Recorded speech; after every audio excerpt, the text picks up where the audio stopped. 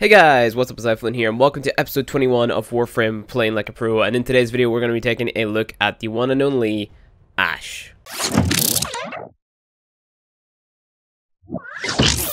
Alright guys, so if you've been following Warframe for a decent amount of time now, you guys will know that Ash actually got reworked, well not reworked, but his abilities got a little bit of a change not that long ago, so we're going to be taking a look at basically his new kit and how you mod for it to make it, or basically get the most use out of all of his kit. So, we're going to be looking at our Bladestorm ability first. Now, if you guys don't know, Bladestorm is basically the ability where you're able to now mark your opponents and then send out a bunch of different holograms, which will then go and stab and deal slash damage to said enemies that you marked.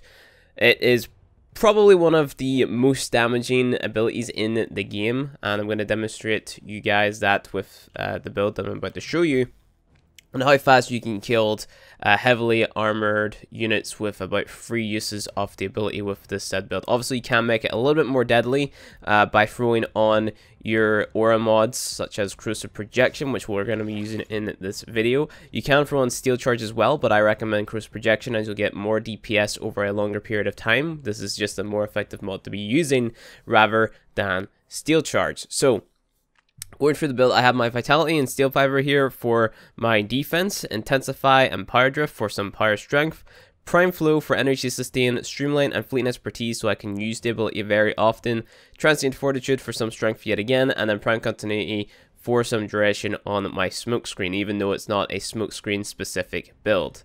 So without further ado, let's go ahead and take a look at how fast we can actually drop these enemies. I'm going to be spawning in 5 level 130 Corrupted Heavy Gunners. Gonna go ahead, Smokescreen, enter in the Bladestorm, and mark them all with 3 marks. Gonna make sure that I keep my smoke bomb up so I don't end up dying. Hopefully I can. Okay, I can't mark it because I don't have enough energy. Derped up. Let's go ahead and get energy. Here we go. Okay, we're still in Bladestorm. Let's spawn them in again. And then do the same again. Smokescreen and mark them all. You want to make sure that you get the 3 little markers above their head, because if you don't get 3 markers above their head, then you're basically just, not going to be dealing as much damage. And then once you've done that there, you want to press 4.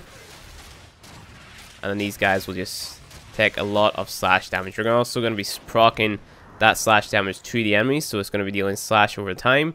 See the way that they're still bleeding. And then you can obviously go ahead and hit another Bladestorm and kill or mark them all again and end up killing them that way, or you can just let them bleed and let the bleed procs eventually kill them, but obviously that doesn't stay on for forever. You have to re-proc it with either a slash weapon or by using Bladestorm again. But yeah, very damaging ability, definitely a force to be reckoned with. It's not something that you can just say, oh yeah, it's an annoying ability. I get it because it marks them all and I just die. But, the guy had barely any health left. A lot of people didn't like it because it made it so that you couldn't damage the enemies. But you have to keep in mind, like, there's a lot of other sources of damage which are going to be damaging your enemies whenever you do proc the Bladestorm on the bad guys. So, yeah, there's that. Okay, and that's the Bladestorm build. Pretty basic. So you basically just press 4 and you win. It's not as good as the old one where you used to have to mod for a range and then do it that way, but I like this build. It's pretty good. So, next build is my Smokescreen build, where you basically go invisible, and you also allow your allies to go invisible as well with the use of the Smoke Shadow augment mod. I'll be talking about all the augment mods in this video too, and why I use them, why I don't use them, but this is basically like a raid build, I guess. So I use Prime Continuity for the duration, along with Narrow Minded, Cunning Drift for range, and Stretch for range, Vitality for my defense, Prime Flow for energy sustain, and Streamline for some efficiency. I don't have Fleet Expertise on because it gives me a negative to duration. Then I have Reg on so I can pop it if I do happen to be in a very tight situation. I'll go ahead and throw Energy Siphon on this build, but you can use Corrosive Projection on there if you so please. And basically all you have to do, press 2, you're invisible for about 20 seconds. You can obviously extend this if you want to format again, and then throw on a Constitution mod instead of this Reg mod, which is totally fine. Or you can swap out maybe Stretch and Reg. I don't know, change Reg out for something else, but I like keeping my Stretch on. Might be able to take off that Cunning Drift and throw on, where's Constitution at? Let's go ahead and Find it here. I know it's a dash mod, so there we go. Then that puts it up to 22 seconds. Is 2 seconds really worth it? I don't know. I think I'd rather have that little extra bit of range and to be able to get my allies in the smoke screen as well, because, you know, it also stuns the enemies, so, you know, it's nice to have that little tiny bit of utility on there, as well as, you know, just being able to go invisible. So I'll show you guys it's stunning the enemies. So let's go ahead, simulate. I don't know if we can hit Smokescreen while we're in Smokescreen. Okay, we can't, but basically whenever this runs out, what I'll be doing is I'll be standing near the enemies and then showing you the very short stun that this actually does to these guys. So it's nothing insane. I don't think it allows you to actually do a finish run the enemies, but let's go ahead and spam this. There we go. So yeah, very short stun. Doesn't let you do a finisher to them, and it's pretty decent. Especially if you mod for range, because then it basically staggers them back, right? So if they're hitting the crowd pod, go in there, hit Smokescreen, easy peasy, done and dusted. And then next up, we have our Fatal Teleport build. But this is my favorite build, simply because it's more of your end game scale build, I guess. It's what does kind of allow Ash to scale, I guess, because you pair this with a Covert Lethality Dagger. I'll show you guys a build for that now. Let's go ahead and take a look at my Karis. That's the dagger that I'm using. Not the best dagger to use, but still the dagger that I'm going to be using. You see I have Covert Lethality on here, also as my corrosive and heat damage. Should probably go ahead and throw on my primed pressure point. Give myself more damage. I can't do it because it's not formed.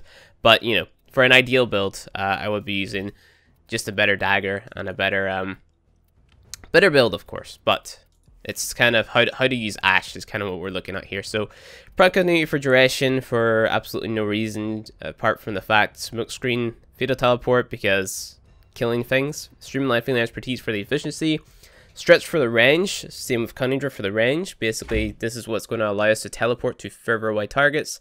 Prime Flow for energy sustain, Vitality for our health, and Overextend it for the range as well.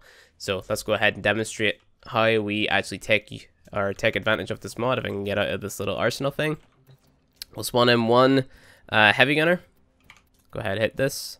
Bring out our weapon. Teleport to the guy.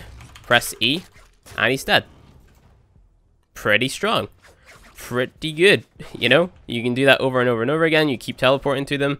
Press E, and they die. Simple. So let's demonstrate that there on about 3 heavy gunners, I guess. As well as pairing that with our unaware bonus too, because we're going to be invisible as we do it, so we're going to be able to deal even more damage to the enemies, like so, and then teleport the last one, and he's dead. So you can kind of keep on chaining it together, just execute the guys. It's pretty strong, pretty overpowered. I'm not going to say overpowered because then they'll nerf it, but yeah. And last but not least, let's talk about the final 2 augment mods that we do have for Ash, which are known as Seeking Shuriken, which will remove armor from the enemies for 8 seconds, which isn't really great, but you know, it's still removing armor, and you can strip like an armor's entire set of armor away, I guess, by just spamming this ability over and over again. You can also make this deal pretty nice damage. So what I would do is I'd try to throw that on my config A somewhere, so maybe take off, I don't know, Streamline and throw that on, even at that, you know, maybe take off Power Drift or something of the sort, take off maybe Intensify. For one, Seeking Shuriken, and there you go. You're going to be able to strip away the enemy's armor. So let's go ahead and demonstrate how this actually works against, yeah, we'll just do it against a heavy gunner.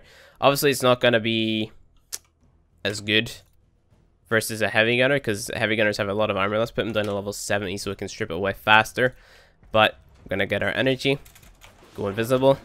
We're just going to spam 1 at this guy, and now all of his armor is gone, and then you can take him out. So it's a pretty good mod. You can definitely fit it in your first config here by removing Intensify. I thought I could take off Power Drift or something, but then if you take off Power Drift, you can't put your augment up there, and then if you take off Streamline, then you're losing out in efficiency, plus it's only 8 points. So, you know, I would keep that on there actually. Like if you want to just go with a full strip away armor and kill a lot of enemies build, this would be the build for you.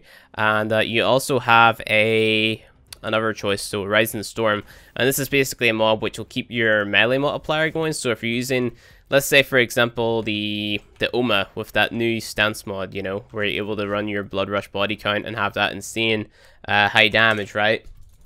you can use Bladestorm to sort of initiate your combo. And yeah, go ham and cheese with it. So let's go ahead. Spawn in... We'll spawn in one heavy gunner. And then we'll mark him for death.